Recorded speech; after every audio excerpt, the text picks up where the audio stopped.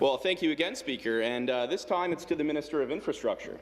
Even before the impacts of the COVID-19 pandemic, I've received inquiries from many of my constituents in Kitchener-Conestoga who are struggling with unreliable broadband service. The pandemic has only amplified the problems of poor, inadequate service. Far too many people in our province lack reliable internet, and in some cases they have no connectivity at all. I know our government has made historic investments to improve connectivity, and that we understand the importance of this for our small businesses and the many families and students who rely on it to learn and stay connected. Yet despite all the provincial investments and the potential benefits of your legislation to remove barriers to building broadband faster, there are still some members of this House who claim the province has to do more, that we aren't doing enough, and that there's more work to do. Would you please explain to us exactly what it will take to get adequate broadband across Ontario? Minister of Infrastructure. Well, thank you to the member from Kitchener-Conestoga for his question, his advocacy for his constituents. And the member is quite right. Our government has done a number of things to help close the digital divide. As the member points out, in the provincial budget presented last fall, we announced historic investments to broadband infrastructure. But as I pointed out many times before to the members of the Legislative Assembly here, broadband is a federally regulated sector. It is the CRTC that is responsible for establishing countrywide rates and standards for internet and cellular connectivity. However, despite this, Ontario is not standing still. Our government is taking steps to close the digital divide, and while we continue to call on our federal government to do its part and properly fund broadband, I would invite all members of this House to join us in that call.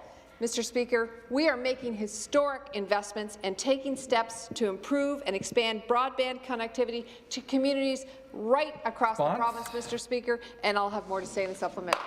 Supplementary question.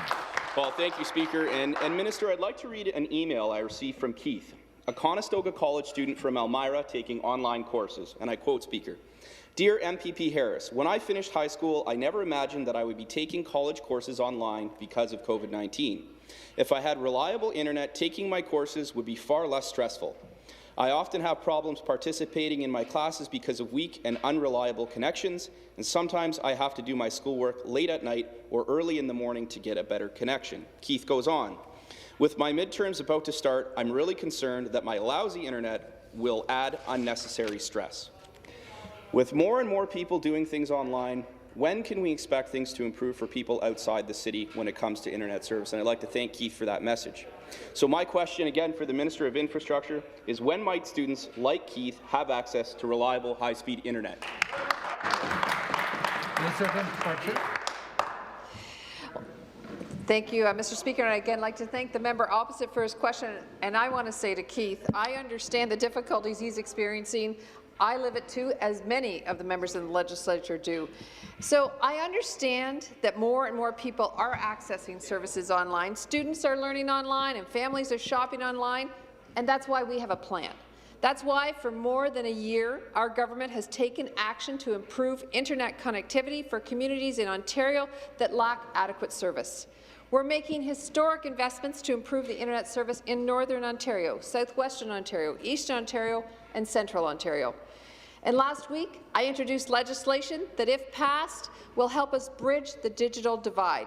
Because now, more than ever, we need a Made in Ontario plan to help build infrastructure faster, strengthen our communities, and lay the foundation for growth and renewal and long-term economic recovery. We're taking action to remove barriers, and I expect this whole legislature to support this legislation to increase broadband connectivity. Thank you.